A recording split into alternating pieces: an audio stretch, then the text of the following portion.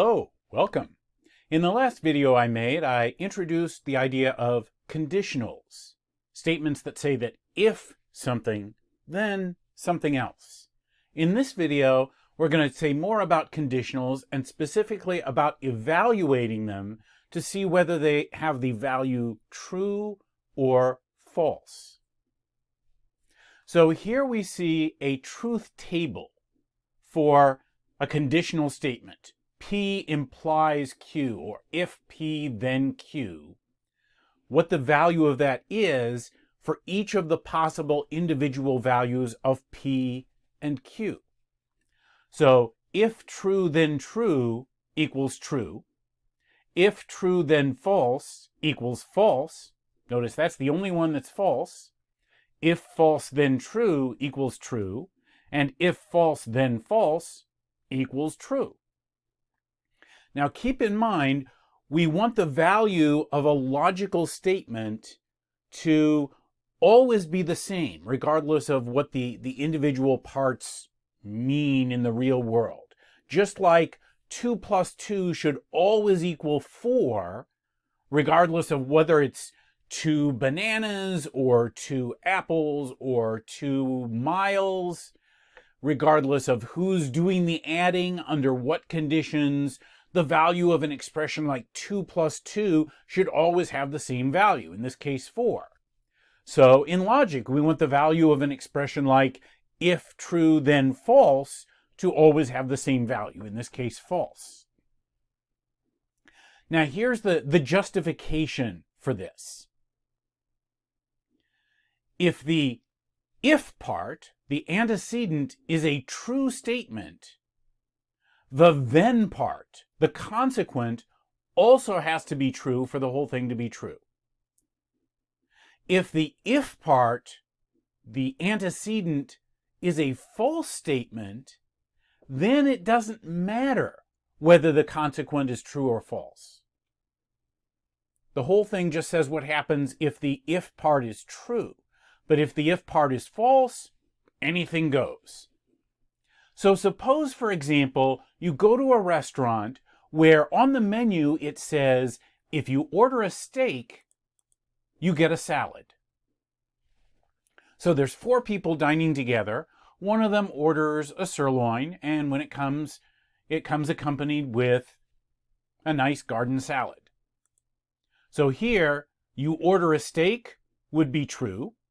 You get a salad would be true. And so if you order a steak, then you get a salad is true. Another person orders a cheeseburger, and it comes with a plate of fries, but no salad. And so here's an example where you order a steak is false, and you get a salad is also false, and the whole statement, if you order a steak, you get a salad, is true. You didn't order a steak, so that's why you didn't get the salad. Now, a third person ordered lasagna, and it came with a nice little Italian salad. So here's an example where you order a steak is false, and you get a salad turned out to be true. And so in this case, the whole conditional statement is considered true. It just said if you order a steak, you get a salad. It did not say that that's the only time you get a salad, that you can't have a salad with anything else besides a steak. So in cases where you order a steak is false, or you didn't order a steak, then you might still get a salad or you might not. So this statement would be considered true either way. But what about a person who orders a steak and they don't get a salad? They bring out the steak, it has maybe something else with it, but no salad. So that's an example where you order a steak is true, you get a salad is false, and then it would be considered false that if you order a steak, you get a salad. Because there, look, you ordered the steak, but you didn't get the salad, so it's not true that if you order a steak, you get a salad. So the one situation where a conditional statement is considered false is when the antecedent, the if part, is true, but the consequent, the then part, is false. Now let's evaluate some more symbolic conditional expressions. So in this example, we're going to suppose that P and Q are true and R is false. So the P and the Q and the R all stand for individual simple statements, each one of which could be either true or false. But here we're assuming that P and Q have the value true and R has the value false, and we are going to evaluate if P and Q, then R, or P and Q implies R. So let's plug in the truth values that we are given for P, Q, and R. True and true implies false. And inside the parentheses, true and true would equal true.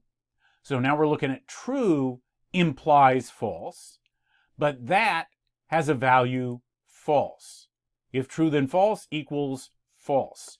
So that's the answer. The truth value of that statement in that case turns out to be false.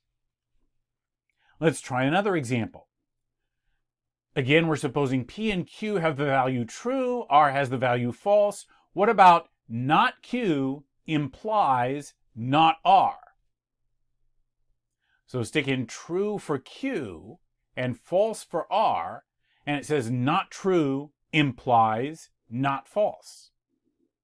Well, let's take care of those negations. The negation of true would equal false, and the negation of false would equal true.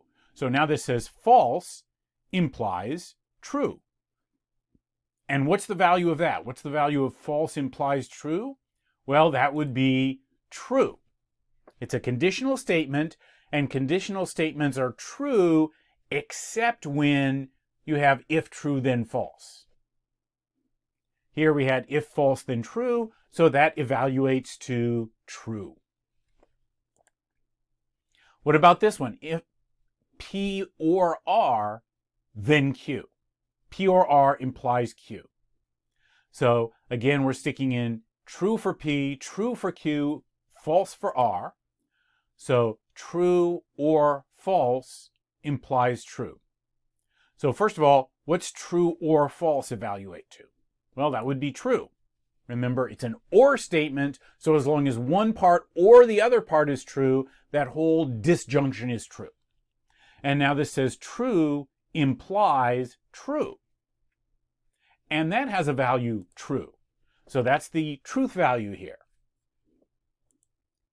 Now let's make a whole truth table. That is, we'll find the truth value of this statement for all possible values of the individual simple statements, P, Q, and R, that make it up. So this is going to have 8 rows because there are 8 possible values for P, Q, and R. If there was just one letter, one simple statement, there would be 2 possibilities. It could be true or false.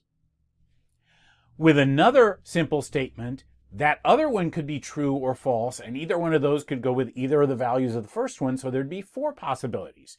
True, true, true, false, false, true, false, false. Now, any one of those 4 could be paired with R being true, and any one of those 4 could be paired with R being false. So each time we have one more letter, we have double the number of possibilities.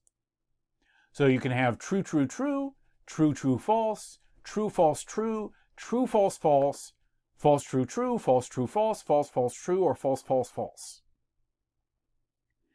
Now, we're going to evaluate the conjunction, the part that says P and Q, and figure out for each row of the table, does that have a value of true or of false?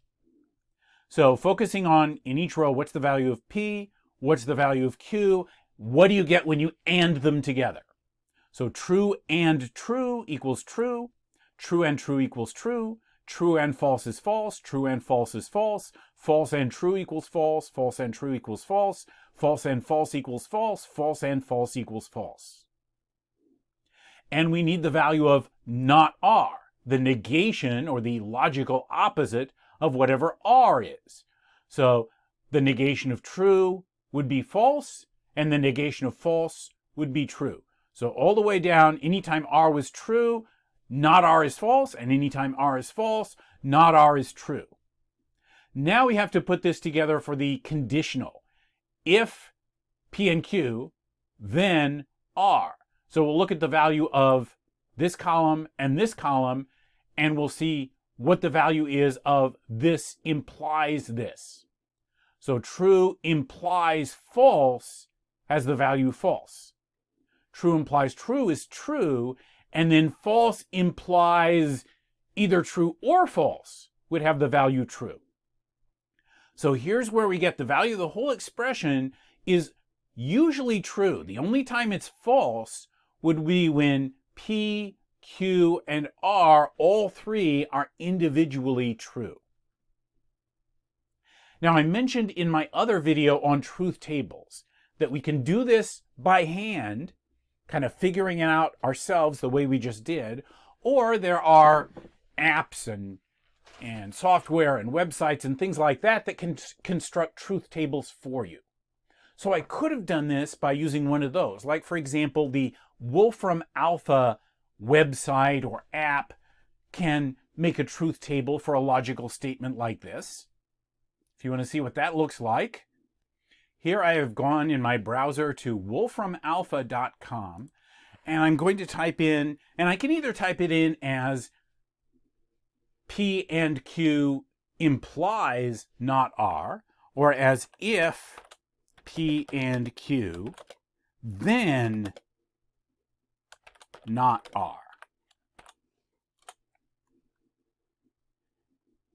So it kind of translated that into the symbols. P and Q implies not R. This is the symbol they use for not, and they use a double arrow for a conditional.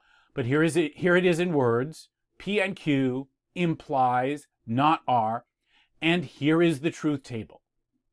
It only shows the individual P, Q, and R and the column for the whole thing, but it matches what we got. The only time the whole thing is false is when P and Q and R individually are all true. For any other situation, it has a value of true. Now, this particular video may have been a little dry, but we will be using this to analyze actual real-world arguments. I'm going to have a more practical video coming up soon, so I hope you'll check in on that.